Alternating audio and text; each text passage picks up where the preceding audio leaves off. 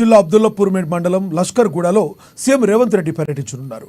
ఇందులో భాగంగానే సీఎం పర్యటనలో ఏర్పాటు చేసిన సభాస్థలిని ఇబ్రహీంపట్నం నియోజకవర్గ ఎమ్మెల్యే మల్రెడ్డి రంగారెడ్డి కలెక్టర్ శశాంక్తో కలిసి పరిశీలించారు.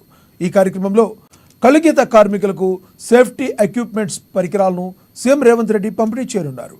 తాటి చెట్టు ఎక్కి చనిపోతున్న గీత కార్మికుల కోసం కాటమయ్యే రక్షణ కవచం అనే పేరుతో సరికొత్త ఆధునీకరణ పరికరాలను ఇవ్వడం జరుగుతుందని ఎమ్మెల్యే మల్రెడ్డి రంగారెడ్డి తెలిపారు. కాంగ్రెస్ ప్రభుత్వం మొదటి నుంచి గీత కార్మికులకు అండగా నిలుస్తుందని తెలిపారు.